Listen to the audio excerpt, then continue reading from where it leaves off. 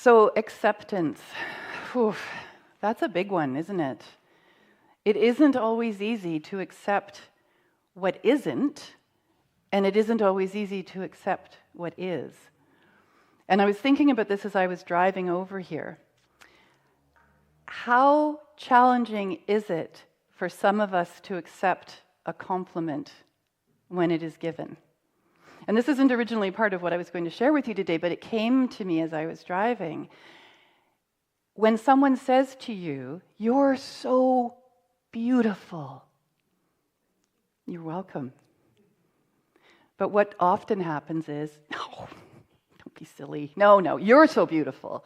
You're so beautiful." And we deflect.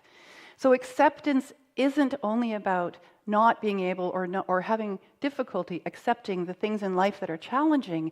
It's also about accepting the things in life that are beautiful. Accepting that promotion and knowing that you deserved it. Accepting that proposal of marriage and knowing that you deserve it. Right? So there's two sides to it.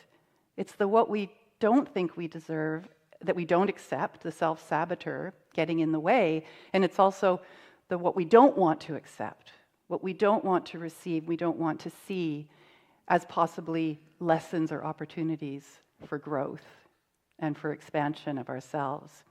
So what I'm going to be talking about today is what I've called the language of acceptance. Leveling up your language to go with the flow.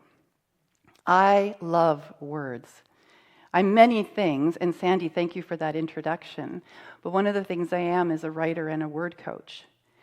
And in my healing work, when I work with someone's story, I'm listening for clues in the way in which they are telling their story, in the language, the words that they are using to express what their experience is of the things that have happened to them in their lives, and also of what they believe about themselves. Those limiting unconscious beliefs that often rule the day for us as we walk into our life experiences, the things we think are true for ourselves. There's a book I want to share with you. This book had incredible impact and influence on me when I first found it, and it still does to this day because much of my healing and teaching is around the power of words. Yvonne Oswald, she's a fellow Canadian, an NLP expert, and has this incredible capacity to remind us of the importance of the words that we use to describe ourselves and our circumstances. And she talks in this book about high vibration words versus low vibration words. And that's part of what we're going to be talking about today, is how to switch up the language and the words that you're using that you may not realize you are using in describing yourself and your story, and how it weaves into accepting with grace your life and all the things that happen in your life, as well as going with the flow. Quick little story, little antidote. My older daughter, when she was little, she would hear me say, "Go with the flow, just go with the flow, go with the flow." And one day she said, "Mom, what if I don't like where the flow is going?" I was like, wow, out of the mouths of babes, that's really good. And that got me thinking, well, what do we do when we don't like the way the flow is going? Do we dig our heels in and refuse to go with the flow? Do we understand that perhaps we have a say in how the flow goes? And that through our words and our beliefs, we can change the direction of the river. Because water always takes the path of least resistance, right? So if there's a better way for the flow to go, it's going to go that way. And sometimes it just needs a little nudge from us, because we are the masters of our life's paths. Okay. So I want to talk to you today about acceptance, but not the kind of acceptance that means giving up, resigning, or turning away from life. I've got my goosebumps. Anyone else have goosebumps? I mean a deeper, more transformative kind of acceptance.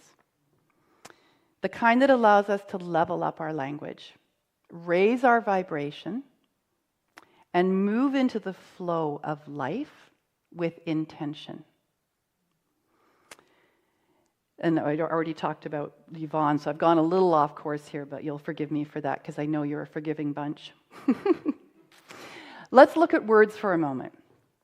I love this example. If something is hard, and who remembers the Barbie doll commercials from the 80s when you pulled the string on her back and she said, "Math is hard. Let's go to the mall." Does anyone remember that Barbie? She didn't last very long on the shelves, but she was there. The thing about the word hard is it's a dead stop. Right? When you say, "This is hard," then guess what? It's hard. And it doesn't present a solution to it being hard. And sometimes life is hard. And sometimes you are meant to stop and just be in that moment, as hard as it is. When we change up our language, however, and take the same situation and say, "This is challenging," what changes? We face it. It's kind of exciting when something's challenging. It's like, ooh, what can I do now? What can I do next? And so if something is hard, let it be hard for a little while, but don't stay there. Redescribe it. This is challenging. What can I do about it? I also love the power of the question, right? The questioning, instead of the dead stop of, "I can't do this," it's, "How can I do this?" Right? How can I accept the compliment that I've just been given? How can I accept the death of a dear friend and grieve it, but also let it be okay?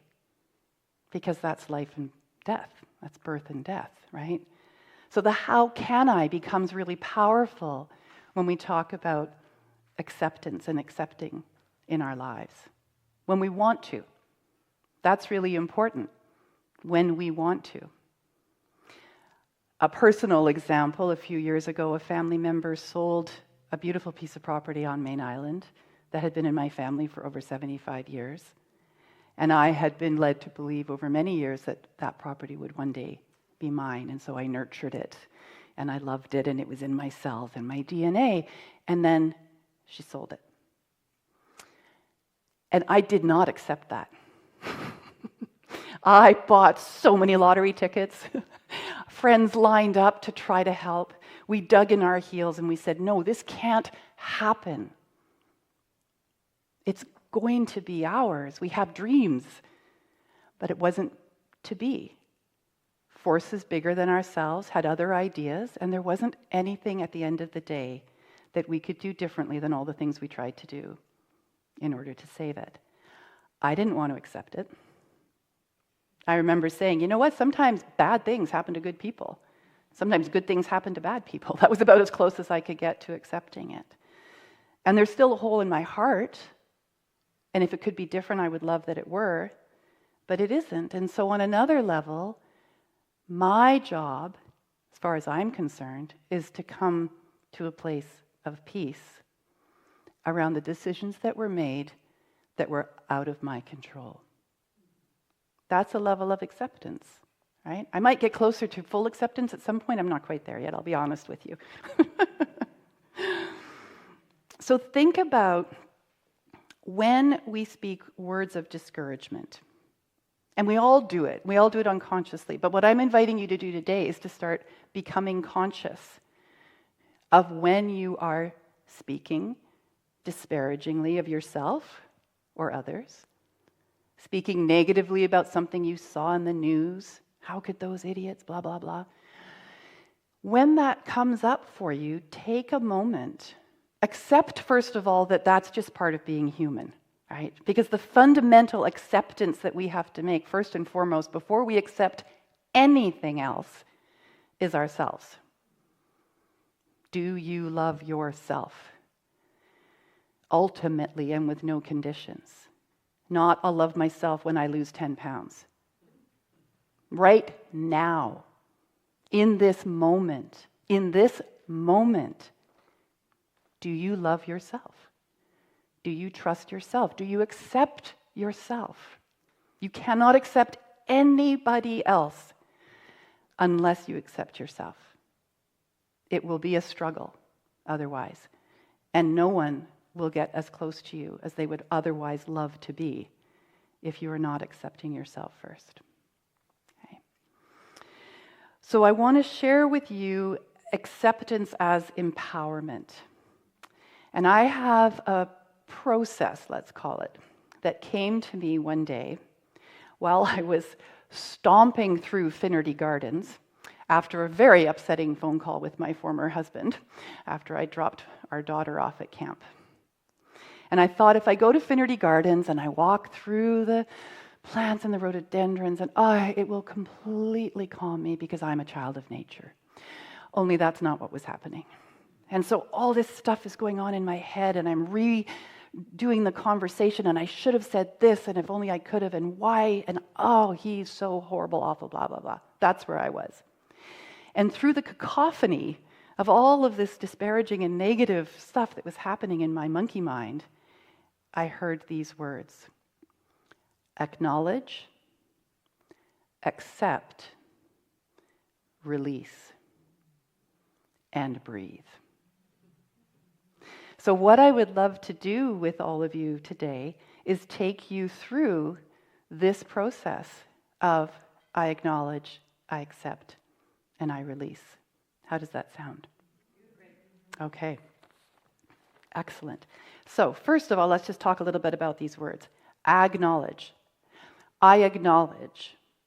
In this exercise, we're acknowledging how we feel about a certain circumstance or situation that you may have in your life right now. Or if all is well, then perhaps there's something that has happened in the past that has not reached full resolution, and this could be a really good way of reaching that resolution and that release. So with acknowledgement, we give ourselves permission to name our emotions. Sadness, frustration, disappointment, pain, grief. The H word, I don't like saying it out loud, but spelled hat, but with an E on the end of it, because that's one of those very potent low vibration words, just so you know. So all of these are welcome in this moment. And we're not judging these emotions. And we're not making them somebody else's responsibility. We're simply acknowledging, this is how I feel. Not this is how it makes me feel, this is how I feel. The I statement is really important for this.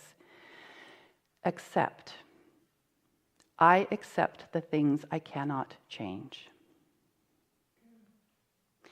Accepting is just the facts, ma'am. It's just the facts. This is what it is. Okay? In the example of us losing the property, that was the fact. That was it. There's no emotion connected to that. That's simply what was happening. That was the fact. So that is the acceptance of the situation.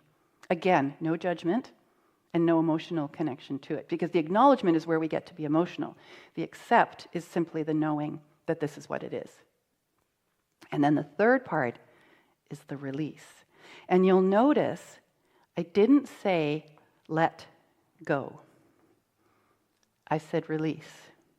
What's the difference between letting go and releasing when we think about the vibration of words? What happens in our brains when we say, I'm going to let go, or just let it go, we hold tighter. The brain goes, no, I'm not letting go. I'm not letting go. Release. That's a whole organic process, isn't it? And so again, it's the power of the words to complete the intention that we have when we speak those words. If your manifesting isn't happening, let's talk about the words you're using when you send out that manifestation to the universe. Because I guarantee you, if we switch up your language, things are going to start showing up for you that you are asking for. Of course, be careful what you're asking for, right? Okay, so here's how the process works. Nice deep breath. In fact, here I'm going to, from my training from Winnie today, there. That sounds much better. Beautiful. Okay. So think about or feel into something that is happening in your life right now that you are protesting against, that you are digging your heels against, that you are not accepting, you don't want to accept it, or you don't know how to accept it. And if there's nothing happening for you right now like that, think about an experience in the past where you did not want what was happening. Okay? And once you have that in your mind and in your heart and in your gut, take a deep, nourishing breath in. And on the exhale, you're going to say, I acknowledge how I feel about this situation. Okay? So we'll do it again. Take a deep breath in. I acknowledge how I feel about this situation. And let whatever you feel about it come to the surface. It's only temporary. You don't have to stay there, but you want to know what it is that you're feeling. Okay, we're going to do the second one twice again. I'm going to tell it to you and then we'll repeat it back. With another deep, nourishing breath in. On the exhale, I accept this where I am and what I cannot change. Sorry, I'm going to say that again because I read it wrong. I accept this is where I am and what I cannot change. So let's take a deep breath in.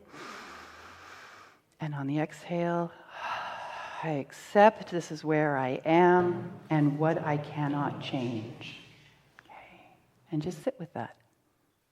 Feel the vibration of that and notice if any space starts to open up for you energetically. And on our third breath in, on the exhale, we're going to say, I release all and any attachment to outcome. Deep breath in. I release all and any attachment to outcome. And then just return to normal breath and just notice. Just notice, you're observing. When I was stomping around Finnerty Gardens in complete denial of what was happening, it took me 30 times of doing that process. Breathing in deep breaths, big, huge, angry exhale. I acknowledge, I accept, I release.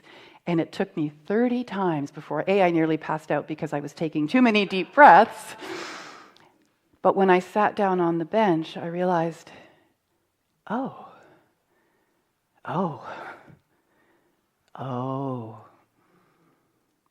I was relaxed for the first time in probably 5 years, if not longer. Because in that statement, repetition, I acknowledge, I accept, I release. I acknowledge, I accept, I release. I came to a place of recognizing where my responsibilities lay, where my dramas had come into play, where his dramas had come into play, and where we were playing in each other's dramas. And I realized, I don't have to accept this. I don't have to play in his dramas. And I'm not responsible for his dramas, but I am responsible for mine. Now I have some work to do. And I was ready for the challenge. And things changed after that for me.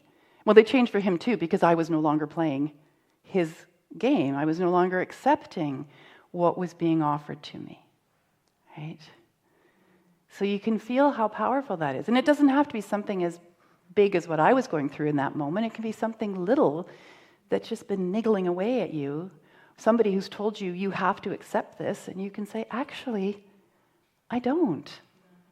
I can make up my own mind about what it is that I'm going to accept into my life or not accept into my life. So I acknowledge, I accept, I release. Yeah, it's pretty powerful stuff, right? So when we practice acceptance, and this is the acceptance of what we wish and what we don't wish, right? We're not saying this is the end of the story. What we're saying is, this is the beginning of the new day. And so what I invite each of you to do today and every day moving forward is step into the day with the clear intention that you are going to be in high vibration language. And that when something comes at you that isn't someone else's to give you, and they say you have to take it, you can make a conscious decision whether that's true or not for you. And you can bring in new words that are now a reflection of your internal landscape that has released those things that are no longer for your highest good. Thank you.